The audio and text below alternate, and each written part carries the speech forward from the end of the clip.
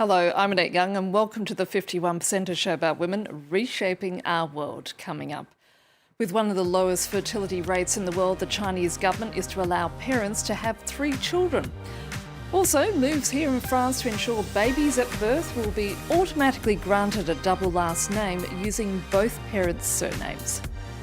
And an exhibition in the French city of Bordeaux celebrates the work of African female artists centred around the need for a collective memory.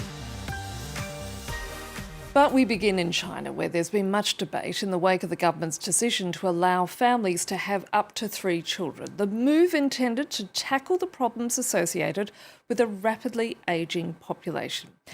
However, experts warn the policy shift will have little impact, as young women in the country have dismissed the move right off the bat, as Ellen Gainsford reports. It's a major policy shift in the most populous country on earth. Family planning controls have been relaxed in China in a bid to get couples to have more children, allowing 3 instead of 2. But since the change was announced, women in the country have been speaking out.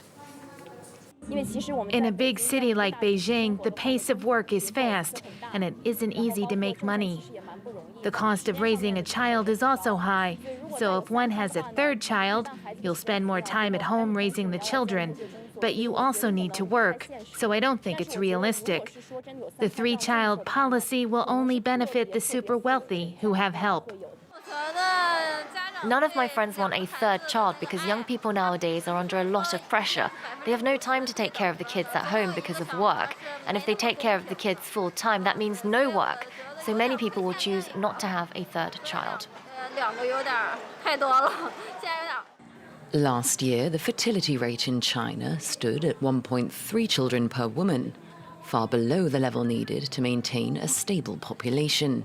However, despite the recent announcements, the high cost of raising kids in urban centres is likely to keep women from expanding their families. Some say they fear their independence will be eroded even further. When you have a child, especially for mothers, you lose your own life.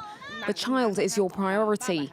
Before having a child, I would go shopping and buy something for myself. Now it's all about the child. Even when it comes to food, you must consider what your child eats.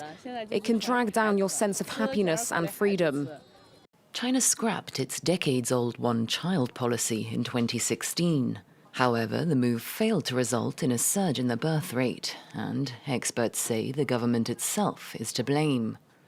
The fertility rate has not increased after both phases of the 2-child policies. Therefore, the government has the responsibility to protect the right to reproduce. Previously, the government has violated the reproductive rights of people. In the future, the government has the responsibility to protect those reproductive rights. With a shortage of childcare services, long work hours and high house prices, many Chinese women don't feel able to have more children, while a lot of young educated women simply have a preference for small families, meaning the policy reversal is unlikely to have an effect on the country's shrinking population. Now, here in France, there's a growing push for newborns to be automatically registered with both parents' last name. It's been legal to do that since 2002, but currently only about 12% of babies are actually named after both parents. The move to make it automatic is now being presented to the French Justice Ministry. Catherine Viette has more. For the past 20 years, French law has allowed parents to give their newborns 2 last names. It was a revolutionary idea at the time. In 2019, 12% of children were named after their father and their mother, but an organization that advocates for double names at birth says that's not enough. In the name of equality, it's pressing for the measure to be automatic. Their petition has already collected over 7,000 signatures, but not everyone agrees. Je pense que c'est une bonne chose pour les générations à venir et même pour la généalogie, parce que du coup, c'est vrai que c'est un nom qui se perd au fil des temps. Je porte les 2 et je suis assez contente de ça. Ça me paraissait logique que mes enfants, de porter le nom de mon mari et que mes enfants portent le nom de mon mari aussi. Marine Gatineau-Dupré is a mother of 2 children born to 2 different fathers, neither of which have her last name. An issue that's created numerous problems, especially when traveling, where she's been suspected of kidnapping her own children. The mother can't prove the child is hers if she doesn't have the family record book. In case of a separation, the father's permission is needed. I was even asked to show my insurance documents that had my children registered on it. The proposal has government backing and is now being presented to the French Justice Ministry. And Florida has become the latest American state to ban transgender women and girls from participating in college and high school sports. The law saying women and girls must play on the teams of the biological sex stated on their birth certificate. It's been denounced as discriminatory by LGBT activists and also comes as pro-equality measures are gaining momentum at the national level. It could hardly have come at a more contentious time, on the first day of Pride Month. Florida's Republican governor has signed a bill banning transgender girls from playing in girls' school sports teams. In Florida, girls are going to play girls' sports and boys are going to play boys' sports. That's what we're doing, and we're going to make sure that that's the reality. It's the latest and by far the largest of a long line of Republican-controlled states to initiate legislation on the issue, a trend started by Idaho in March of last year. Close ally of Donald Trump, Ron DeSantis, said the bill would allow students to sue if their school violated the law. The bill defines a student's biological sex based on the student's official birth certificate. Any student who's deprived of an athletic opportunity as a result of a violation of this law will have the right to civil remedy. Scheduled to go into effect on July 1st, the bill applies to public secondary schools and universities. Supporters say biological differences make it unfair for athletes identified as boys at birth to compete on teams for girls. But they're generally unable to cite local examples of problems.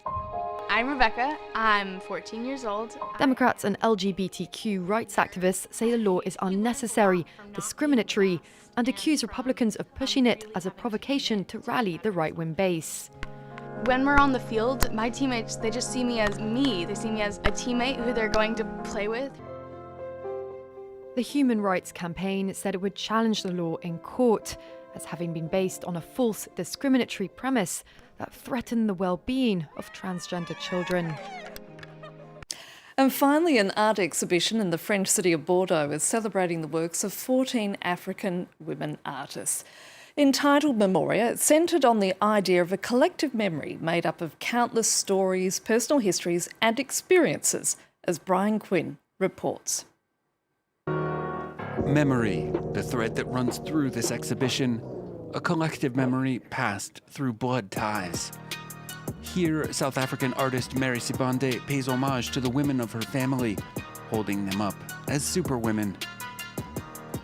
It's also a thread that runs through history, that of a nation's bloody slaveholding past. Mary Sibande is really telling us about the history of South Africa, and in particular the condition of women during apartheid.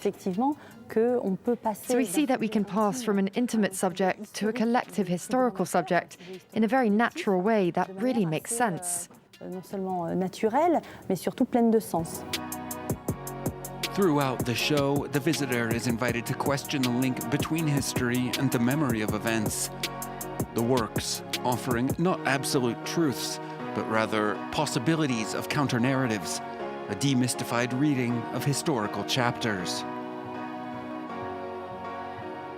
Dalila Delaes Bouzar is an Algerian painter. Princesses, this series of 12 portraits, revisits photos taken in 1960 by Marc Garaget, a French army photographer at the end of the Algerian War for Independence. I wanted to erase the traces of war. I wanted to change the status of these women and let them stop being war victims. I wanted to give them back their dignity. As an Algerian, I refuse this heritage of victimhood. This is also a way to say that you can look at a certain event from multiple angles. An invitation for reflection turned to a source of inspiration as these artists chart a path forward into the future. And that's it for now. You can also connect with us via our Facebook page, that of course being France24.51%, or do send us a tweet at _51%. So until our next show, bye for now.